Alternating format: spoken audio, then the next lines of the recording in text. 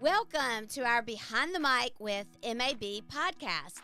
I'm your host, Amanda Fontaine. Join me as I chat with vibrant radio hosts, intriguing television personalities, and the brilliant minds behind TV and radio stations in our broadcast community. In this episode, I am sitting down with Daniela Oropeza. She is the Assistant News Director and Morning Anchor at WTVA. From her early days as a reporter to becoming a trusted voice in Mississippi journalism, Daniela has built a career rooted in integrity, compassion, and community connection. Daniela shares the stories behind her most impactful coverage, from reporting on the COVID-19 pandemic and Jackson's water crisis to a moving feature, which I can't wait to hear about, in Spanish that helped reunite a Mexican family with the firefighter who saved their baby. She is a proud graduate of the University of Mississippi School of Journalism and New Media. Daniela brings her bilingual skills and deep Mississippi roots to every story she tells. We are so excited to have you here with us today, all the way from Tupelo. I'm happy to be here. And I feel like Cash, like you can come with me and hype me up everywhere I go because that was amazing. Oh, you're so sweet. Well, tell us a little bit about Daniela. I love where I am in Tupelo, but I also just love being in Mississippi. It is my home. I'm from Clinton. Went to school in Jackson at St. Richard's and St. Joe, and then ultimately graduated from Clinton High School. But yeah, I went to Ole Miss, and from there, and through MAB Career Day, I met my GM and news director, and I've just been at WTVA ever since. Looking back, I probably didn't expect to be at WTVA as long as I have been. It's been 8 years. I am happy I've been there since then because I've met so many great people, but I've definitely met some of my favorite people. Anthony, who's my fiance, and we have a toddler, Tony, who I love so much. And so we have stayed in Tupelo, and I just, like I said, love the community. I love the storytelling, and I love the station. I have to say that Tony is the cutest. He is you. so precious. Thank Now, you. how old is Tony? So he's just over 2, and I am so smitten. He has my heart, and I just think he's also the smartest thing. And I tell everybody, if all of them are like him, I will take 10 of them, but I know that's not always the case. I know the second could just be like complete opposite. But no, with Tony, he's so smart. He is already like counting to 11, and he says his ABCs. And I'm like, are most 2-year? I mean, I don't know any better. And so I'm just like, he's just so smart to me. But he is at that age where he is copying everything. And so we're definitely watching out with what we say. Oh, I bet. Yeah. Okay, the blonde hair Yes. and those beautiful eyes. Yes. Oh, he is just too precious. He is. And everyone does ask, like, where does that blonde hair come from? Because if you look at me, he is exact opposite. And if you look at Anthony, exact opposite. But it's interesting. We found out that he is albino, and he has ocular albinism. And so with that comes the blonde hair and blue eyes, but that also could impair his eyesight. But we go to our annual eye doctor appointments and dermatology appointments, and the eye doctor back in July was like, he just has a very, very, very mild case of albinism. And so it's been interesting for him to have it because we've learned so much about ocular albinism. But I mean, he's just perfect in every way. He definitely is. Yes. And your husband is a firefighter, right? He is. He works very hard. He's full-time at Tupelo, but works part-time in Verona. And he's just always working. He has a mowing business, and so he's constantly on the go. I just remember that discussion from my previous time with Mississippi Burn Foundation and working with all of the firefighters throughout the state. And we truly appreciate all that they do for us, because people seem to forget sometimes that they're the first one in a burning building Yeah. and putting their lives on the line for us. Yeah, and sometimes, or a lot of times, it's actually not just fires. I mean, they respond to so many medical calls, or they respond to just people in distress, whether it's helping finding a missing loved one or someone having a heart attack. They're always there. And I do love Tupelo Fire Department, and I love their brotherhood. And a lot of the times, those guys become like mine and Tony's family because we see them every third day. And some of the guys were the first to see Tony's first steps. Like, Tony took his first steps at one of the fire departments there, and now he's at an age where he gets excited to see Mr. Braden and Mr. Weaver. Oh, I Yeah. love it. I love it. Well, yes, we definitely appreciate all that they do. And they are first responders. And, we forget what all they see, Yeah. like first on the scene for a wreck and things like that. Oh, yeah. I will say that I got the, I thought, honor and privilege to actually be at the Mississippi Fire Academy and go into one of the burn buildings. Oh, wow. Yeah. And it made me realize they can't see anything when they go into Oh a my burning gosh, house. yeah. It was a little bit freaky. Yeah, I would It love to really experience that was. too. I was like, oh my goodness. I had a newfound respect for them. Yeah. Definitely. But you both give back to your community in so many ways. Thank You do a lot in your community as far as volunteer work. you. Okay, you did Dancing with the Stars. I had Yes. forgotten about that. Yeah, that was so much fun. And a meteorologist who used to work with us, Joel Young, encouraged me to do it. He had done it like 2 years before. And for anyone listening, Dance with the Stars is the Boys and Girls Clubs of North Mississippi's biggest fundraiser. And the dance studio in Tupelo provides the dancers who work with people and like me who don't know a thing about dancing, and you just learn this dance, and at the same time you're raising money. A lot of work goes into it, but it's all for an amazing cause, and it really is rewarding because you're helping this amazing organization, but also you're like done at the end of it. You're like, I did that, and it was so fun. My partner was amazing, and we danced salsa to Despacito, and it was so good. That is awesome. I want to see the video of this. Oh, I'll have to find it deep in the archives. I think you need to bring it to the next Young Professional retreat. Yes, I'll probably have to. Well, I'll just have to get videos from back in the day because so many of us have been in it for so long.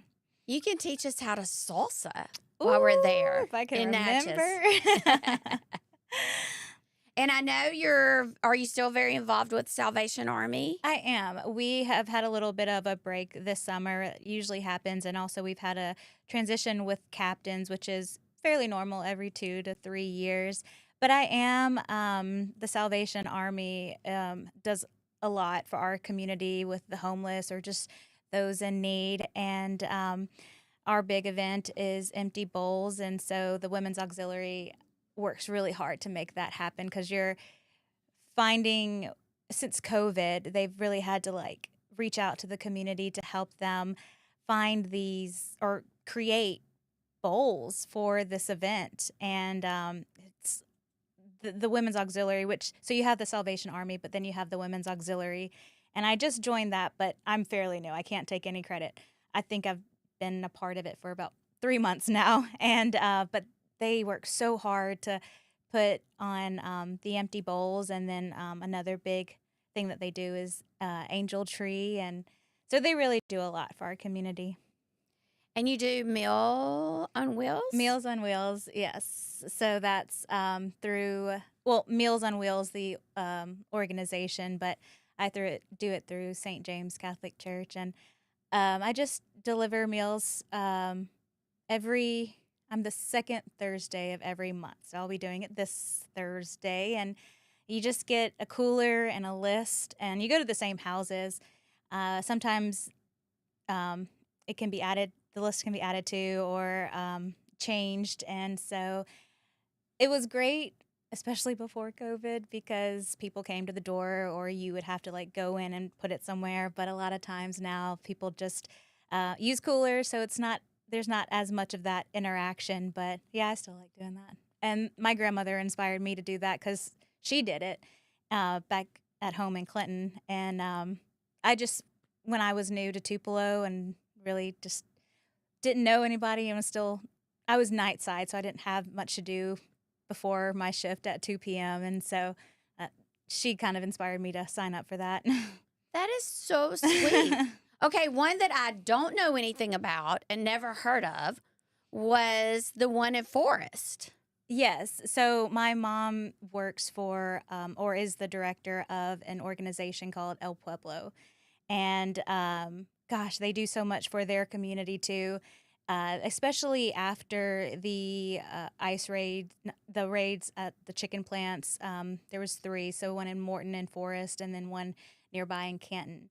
And my mom has always had a caring heart for everybody. And so it was, I mean, no pause, no hesitation. She has taken that role head on and through every obstacle just continues to push. And I really do think that a lot of the reasons that I volunteer or give back is just because of her and just seeing that as I grow up. I was thinking that same exact thing, that you have her exact passion. Yes, I will give a lot of credit to her. That's where it comes from. So what else do you do? Am I missing anything on the community side? I would say I am also a board member for El Centro, which is this after-school program that just offers tutoring and community outreach guidance for children in the area of like Lee County. That's fairly new, but I've volunteered there a few times. And like I said, it's big on tutoring and helping kids right after school, and whether that's reading or with math. And yeah, I really like El Centro too. That is so awesome. And I'll have to say that I always love it, as you started with, the fact of MAB Day on campus. And that's how you ended up in your current job. Yes, I do think all college students need to take advantage of MAB Career Day. And I've loved being on the other side now with WTVA and joining you and going to these universities and just getting to know them because, I mean, I was in the, gosh, and I remember that day so vividly. It was a rainy day, and at Ole Miss, if you're a student at Ole Miss, you know, I mean, a journalism student, you know the like trek that you have to take because you'll be in Farley for your classes.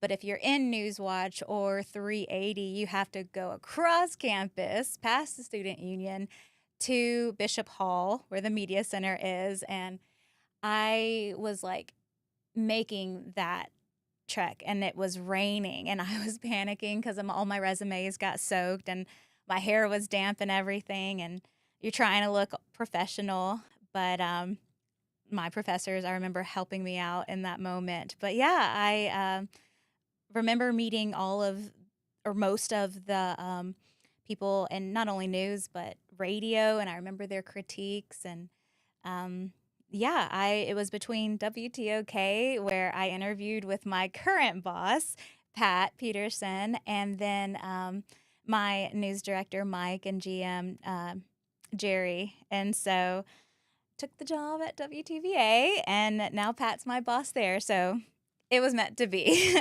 Exactly. And you've been there for 8 years. I have been there for 8 years, and I've loved it. That is so awesome.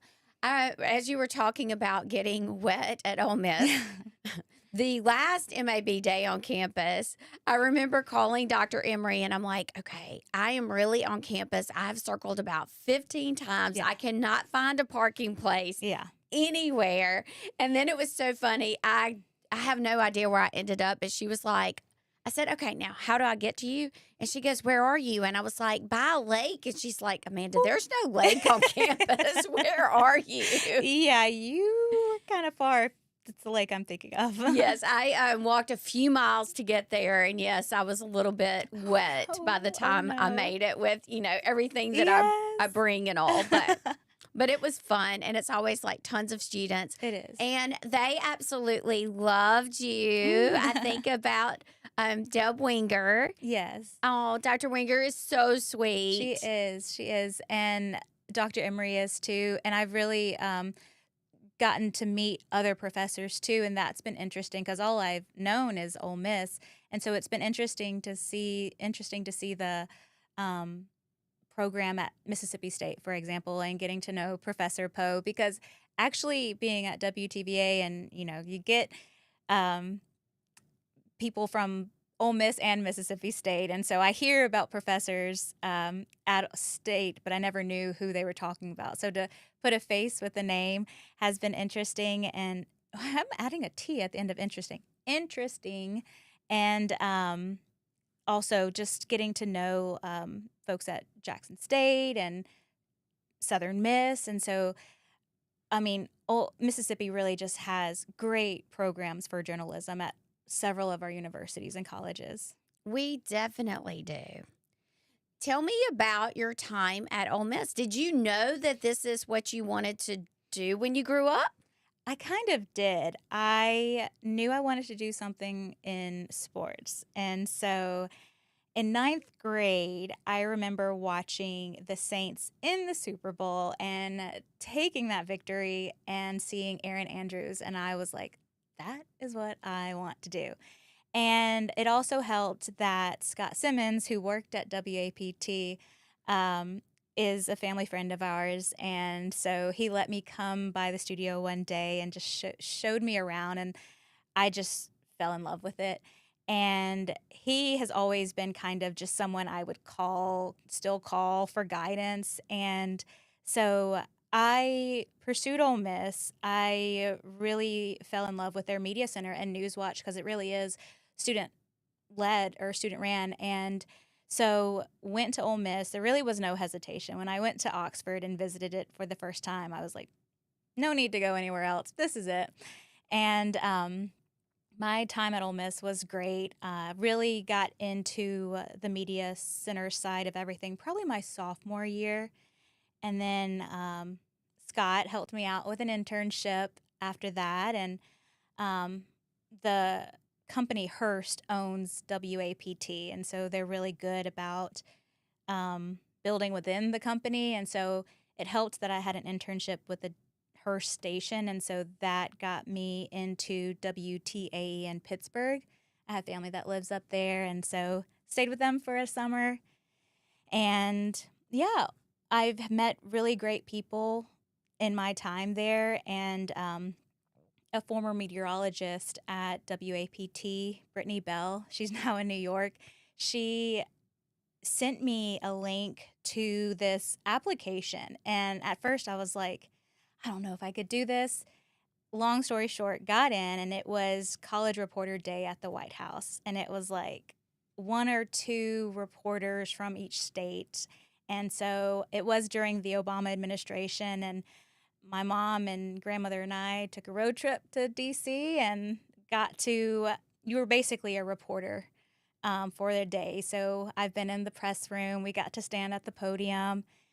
We were surprised to see, we were all told like the president was on vacation. And so we were doing this mock press briefing and we're interviewing with the press secretary at the time. And then all of a sudden he like surprises us with a special guest, and it was the president. And so everyone's hands are shooting up to ask questions. And so went viral that day. That was probably my first experience going viral because everyone that was asking questions was like, hi, Mr. President, it's an honor, blah, blah, blah. I was just nervous. And whenever he called on me, I was like, hey. And so he like went, hey, and kind of mocked me. And so I think News Now or something like that, like clipped it and posted it on Twitter at the time. And so it went viral for that. And, but all of that to say, my time at Ole Miss was amazing and I loved it and definitely recommend Ole Miss for their journalism program. What an amazing opportunity. I didn't know about this story. Yes, I'll have to show you that video. I definitely know where that video is. That is so cool. It was so cool, and it's really, something I tell all of the students that we meet at these MAB days to take advantage of any opportunity while you're in college because you never know where it's going to take you. And my question had related to immigration, and so because we had all of these actual photogs and news reporters from these big markets behind us, I did some interviews with, I can't remember which, it might have been CNN, but then I had Telemundo and one other Spanish news outlet reach out to me and want to interview. And by the end of that trip, I had gotten sick, but I just kind of faked it till I made it and went to their studio and once again faked it till I made it because I'm not fluent in Spanish, but I am better at understanding it than I can speak it. And so they asked me questions and I did the best I could. But that was cool to do interviews because of that College Reporter Day with these bigger markets. Oh, I bet you were wonderful. I have no doubt. Thank you. That was so fun. I was trying to remember if you were at Women in Broadcasting, not last year, but the year before, where we had the Telemundo founder. Oh, wow. No, I wish I would have been there. She was so sweet and so awesome. I loved her. Well, and speaking of love, I keep saying this because everyone at Ole Miss loved you. Oh, thank you. And Daniela is actually our Young Professional of the Year from last year. Yes. All the credit to Dr. Winger on that one. She really surprised, y'all all surprised me with that. She wrote you the sweetest letter and with lots of accolades, and she really loves you. She did. She sent it to me and nearly brought me to tears. So sweet.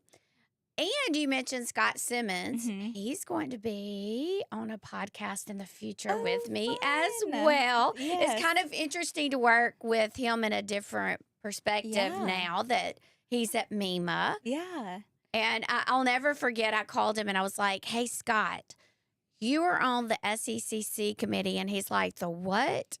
Are you serious? And I'm like, yes. So a lot of people don't realize that broadcasters have an integral part in the EAS system throughout the state. So we will be talking a little bit about that. But I am so excited for him. And, we get press releases now from him. And it's just so weird to see his name and not a newscaster form. I mean, he did that for so long and he was so known around, or is so known around Jackson. So I am interested to see where his future takes him, and I know he's going to do a great job.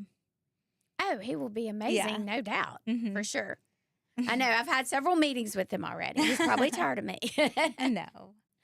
Okay, so tell me about WTVA and some of your stories that you've covered, because I know you have some good ones. Oh, gosh, I have covered so many, and you kind of highlighted it. One that always sticks out with me is the one where I was able to tell a story and solve it, if that makes sense, because I actually took a call at the station, and this woman was like, hey, my husband recently won the Volunteer of the Year award at the Fire Academy's annual awards. And so I was like, this would be interesting. Let me, she really did call at the right time. I was just jotting her information down and was able to do the story. And so I did a story on her husband. And just as we were doing the interview, he was telling me what his award came from and all that he had done. And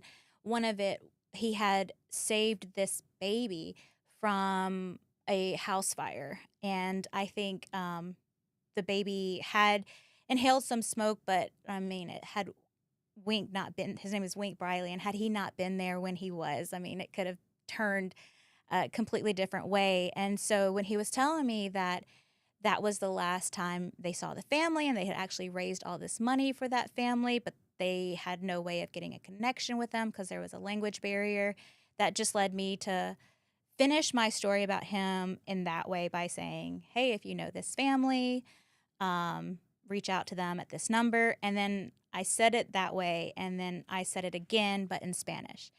And so then I think it was about a week later that he calls me and he tells me that they actually got in contact with that family. They were able to. Someone called and connected them. And so they held this little celebration at the fire department for the family and for Wink and his family. And so I was able to be there for that reunion, and it was really sweet. And that was one day that just really reminded me of why I love this industry and doing what I do. But WTVA has opened so many doors for me and given me so many opportunities. Um, I've been able to go to Omaha and see the Ole Miss baseball team win the championship. That was amazing. And we followed so many severe weather stories. I mean, I'm from central Mississippi, and I remember when I moved up there and seeing how many severe storms there were. I called my mom and I was like, their weather is different up here. We're only 3 hours away, and there's severe storm after severe storm. But we have such an amazing team, and to like tell stories like, for example, it was the storm that really devastated Rolling Fork. And it was so bad that so many items were popping up in parts of our viewing area, like in Pontotoc County and Chickasaw County. And so I told this story about how people in our area were finding these items like a graduation save the date, or I think it was just an old photo from way back when, and on the back it said who it was and a date and where, and it was Rolling Fork. And so this woman had collected these items and like taken it back to Rolling Fork and like collected some items for this family as well. And so yeah, I mean, gosh, I've been there for so long. There's so many stories that I could just talk your ear off about. But WTVA has really, it's the people there are like family, and they've, it's just they've always, we've been there through so many things, both like at work and outside of work, and I love it. I love WTVA and the opportunities it has given me and provided me, and I tell all of the college students that I talk to give the small markets a chance, because it is a way for you to also make a mistake, but also come back from that and also just grow quickly. I started 8 years ago, and I'm now in this assistant news director position that I never would have dreamed of. And I mean, I started off as a reporter and then became a weekend anchor. That came with producing, and then had the opportunity to move to the morning desk. And then that came with an executive producer position. And now here I am. But I don't think that would have happened as quickly in a bigger market. And I mean, I just thank all of my bosses that took a chance on me and just let me kind of do what I wanted and trusted me. Now, did you start a Spanish language newscast? I did. Me and our meteorologist, John DeLusick, started it. And it was a few years ago, and it did last about a year and a half. But it was a lot of work for just one person to do. And I wanted to give it my all and give it like the justice it needs. And so then I became pregnant, and it was just hard. I would love to start it off again, but it was Noticiero WTVA. And so John would send me his forecast, and I would like put up his graphics, and I would just kind of piece together some of our top stories and translate them and then piece it all together. And our directors gave me a lot of grace, like, because I would just get tongue-tied and have my mess ups. And so they bared with me, and because they didn't know what I was saying either. They weren't Spanish, they aren't Spanish speaking. And so kudos to Brad if he is listening, because he was so patient with me. And those were about 5 minutes, and they were each Friday, morning or maybe Monday morning. And yeah, it was great and got some positive feedback and people who loved it. I would really love to bring that back eventually. So say something to us in Spanish. Ooh, Amanda, don't put me on the spot like that. Si se puede. We got this, or we can do it. That's what my dad and my mom always tell me. That's awesome. I Yeah. was like, I have no idea what she's saying, Right. but okay. Si se puede. How neat though. I keep thinking back to the family that, and the whole with Wink Yeah. and wow, they Yeah. wouldn't have had any idea if it wasn't for you and if it wasn't for WTVA. Yeah, it really, like I said, it just, when I was able to start that story, kind of solve the problem and see it come to an end, it really was amazing. And like I said, just really reminded me of why I love this industry and doing what we do and the storytelling and connecting our communities. Well, I think that being in Omaha would be pretty fabulous. Oh my gosh, it was amazing. What was the most exciting story out of that?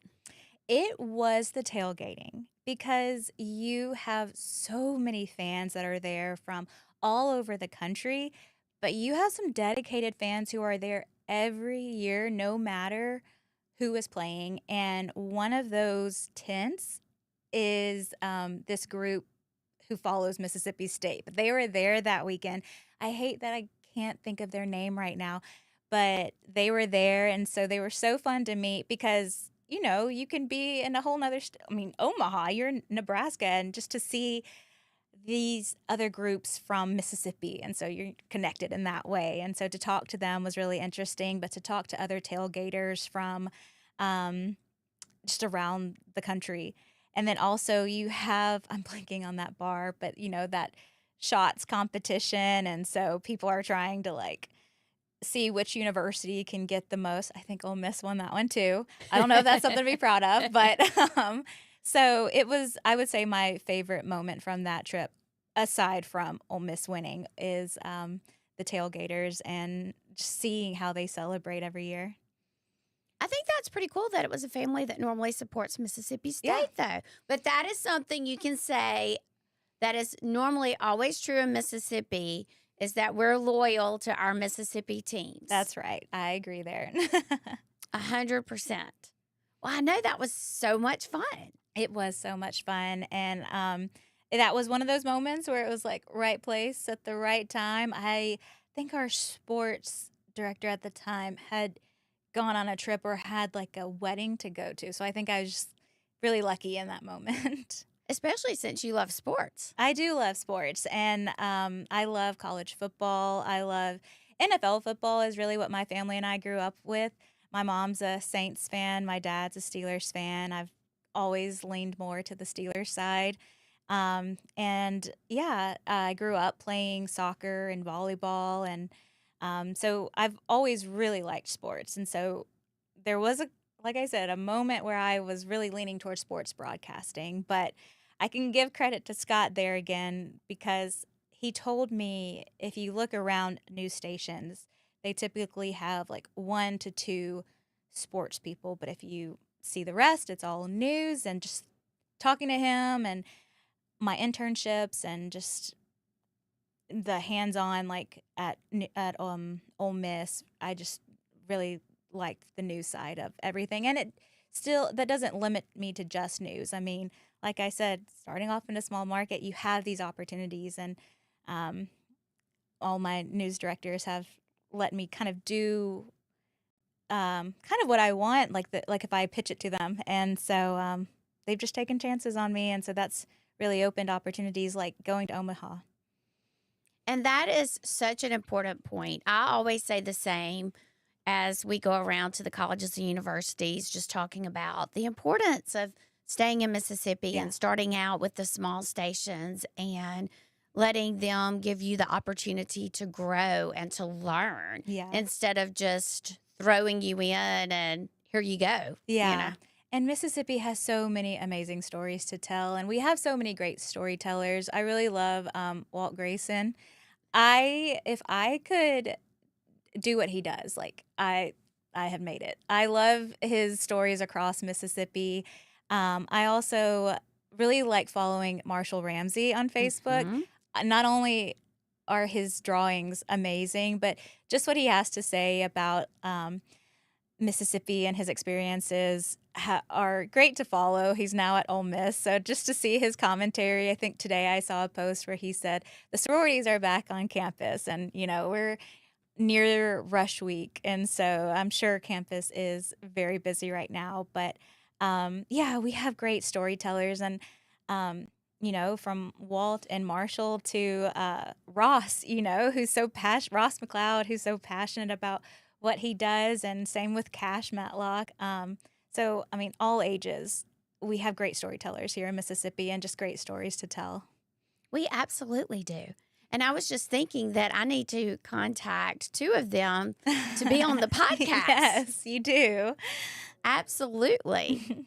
Well, you mentioned Cash and Ross. Yes. So they're part of our young professional Yes. committee that we love. We do. I love this committee and I love the people on it. And just getting to know them and getting to also hear their similar experiences too, and whether that's like growing in the field. And honestly, like looking up to them, because before I was in this position, Emily was already an assistant news director at such a young age. And so stepping into this position, I'm like, I have got to reach out to her and chat her ear off about all my questions.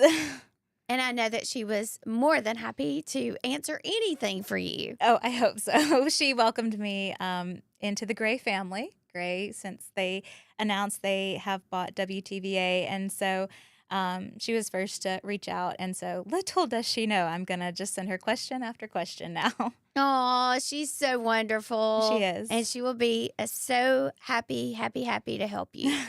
Definitely. Well, and I love that you were our Young Professional of the Year and that we got to surprise you. And it's almost time for that again. Yeah. I mean, it came as such a surprise, and I'm so honored. And again, I thank Dr. Winger for that amazing note. And I am excited to see who gets it next. And we have so many great young professionals, not just on the committee, but just across Mississippi, who work so hard. We really do. After the last podcast, Cash and I were talking about doing a Young Professional of the Month for MAB. Wow. So we'll be talking to y'all about that at conference will be next time that we get to meet. Yes, I'm excited. We've started meeting pretty frequently now. And I am not complaining. I like it. I like seeing everybody and also seeing other parts of the state, because I had never been to Long Beach. I had been to the coast, but I've never been to that part of Mississippi's coast, and it is beautiful. It is. It was so fun, minus the boat ride. Oh, yeah, minus the boat ride. We just need to not do boat rides for a little bit. And then next will be in Natchez, so that will be a completely different I've never been there experience. either, but I've heard so many great things. It will be so fun. I'm excited. Well, what else do you and, what do y'all like to do? I think I remember reading, because you volunteer for everything. And then did I read that you like going to restaurants and stores? Yes. What are other things that you like? I really love cooking and just learning about food and I guess different cultures or just how they're made. I am also pretty active in another group called Cooking as a First Language.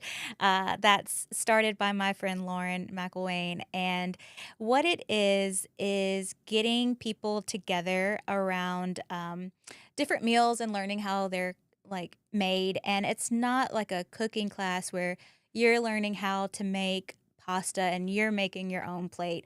It is someone who lives in the North Mississippi area and maybe from a different country. So hypothetically speaking, if it was me and my dad, and we would lead this group and tell them how to make mole, and which is a Spanish Mexican dish, and we would go step by step with everyone, and you're all making a meal together. And so then after you make the meal, you eat this dinner together. And so Lauren started that, and we try to have a class every month. But we've had a break this summer. And so, yeah, it's so fun. It's become kind of like a passion of mine with her, just because it's just interesting to learn about these different cultures, and also just knowing that they're right in your backyard. They're in your community too. And it's just also interesting to learn how to make new foods, and also to see that there's different markets in our area, like an Asian market or Spanish market. And so I have really loved that. And plus, you get to eat. So, Definitely. Who yeah. wouldn't like that? That is so interesting, hmm though. So, what is the most unique food that you've had?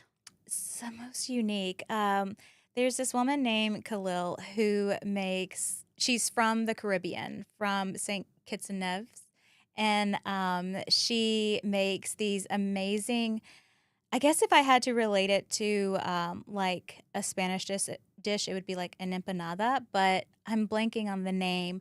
But they're kind of like a patty, and that's very unique, and it's so good paired with her jerk chicken.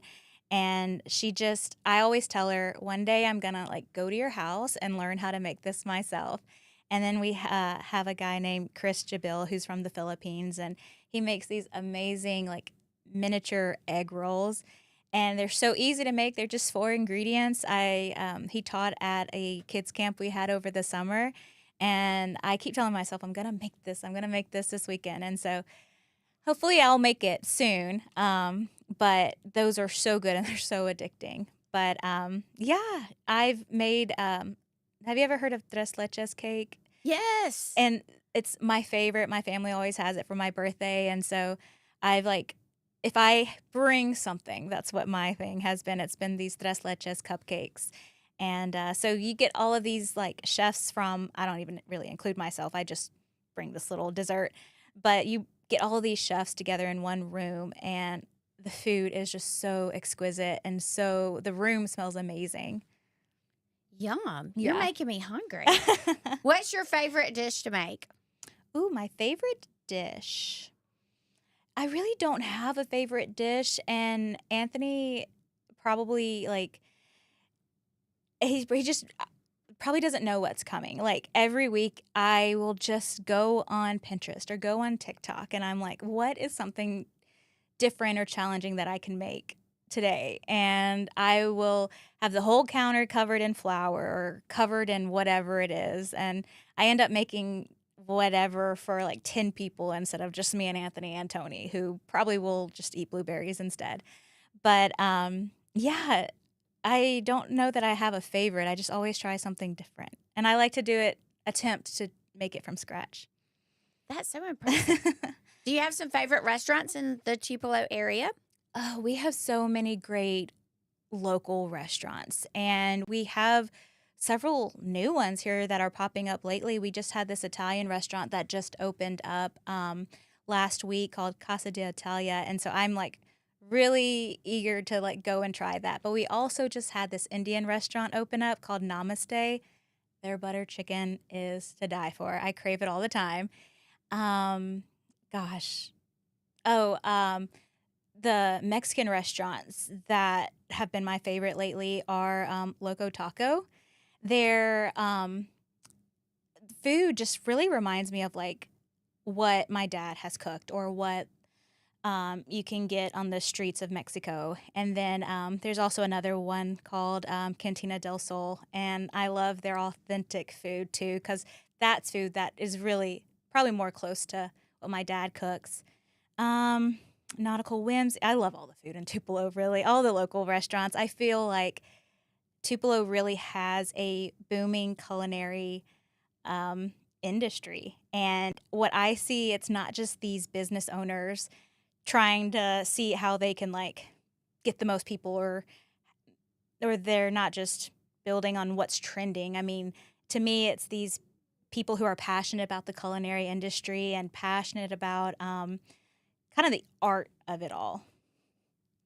Well, next time I'm in Tupelo, I'm calling you. Yes, please do. I'll have like a and list. we're going to go to, we'll just make our way around several of the restaurants. Yes. That would be fun. So for those that are listening that don't really know about Tupelo, of course, we have to talk about Elvis. Yes, if people don't know, I don't know how they wouldn't. It is Elvis's birthplace, and so you will see Elvis on the downtown walls. You'll see Elvis accessories in the stores, and his birthplace is there in East Tupelo. And that's been very interesting, too, when you ask me about stories. That's been interesting to learn about Elvis and about his family.